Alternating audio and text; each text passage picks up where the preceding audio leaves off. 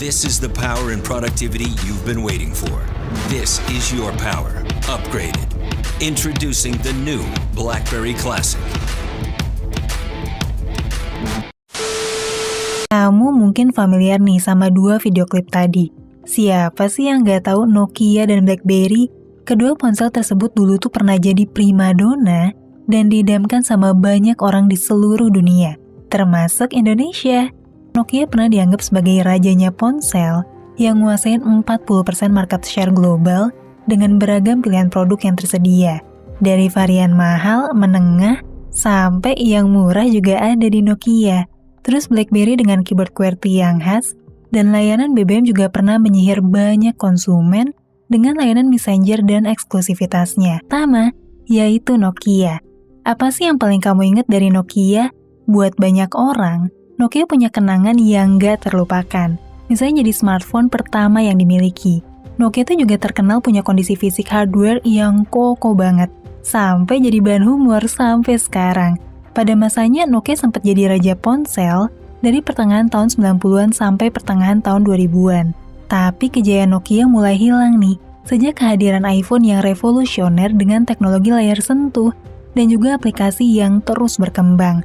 Sampai akhirnya cuma dalam waktu 4-5 tahun doang sejak kelahiran iPhone, Nokia yang tadinya adalah produsen ponsel terbesar di dunia, dinyatain hampir bangkrut dan akhirnya diakuisisi sama Microsoft. Tapi kok bisa ya? Cuma dalam waktu sesingkat itu, Nokia bisa benar-benar kalah total dari iPhone dan smartphone lain berbasis Android. Coba dilihat, di tahun 2007 Nokia tuh masih punya pangsa pasar 50%-an. Tapi nilainya terus turun dan cuma jadi 3,1% doang di tahun 2013. Sebenarnya penyebabnya ada banyak ya, tapi penelitian dari Sekolah Tinggi Bisnis Insight Singapura dan juga Aalto University ngungkapin nih, kalau ada 3 hal utama yang bikin perusahaan ini gulung tikar, yaitu kualitas teknologi, keputusan yang salah dari jajaran manajemen, dan juga lemahnya visi perusahaan. Sekarang kita coba lihat aja deh. Sejak iPhone diperkenalin di tahun 2007 sampai 2010, banyak perusahaan yang berfokus buat ngasih inovasi baru, khususnya tuh di bidang software, di mana outputnya yang kita kenal sekarang adalah Android dan iOS. Saat itu, Nokia malah milih bertahan dengan Symbian dan ngelokasin sumber dayanya buat ngembangin perangkat ponsel layar sentuh yang pengen nyaingin iPhone. Padahal kekuatan utama iPhone itu bukan pada teknologi layar sentuhnya, tapi justru pada keluasan para developer dan programmer buat bisa nyiptain aplikasi di operating system, di mana aplikasi yang bagus tuh bakalan makin populer, soalnya dapetin sambutan baik dari banyak pengguna. Ironisnya, saat penggunanya makin berkurang nih, para petinggi Nokia malah bersikap denial dan banyak bikin keputusan yang keliru.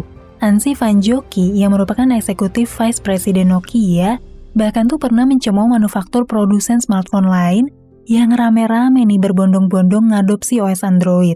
Bahkan secara gak kurang sopan, dia tuh ngasih perumpamaan kalau beralih ke Android itu sama aja kayak ngompol pas musim dingin, supaya terasa hangat sejenak.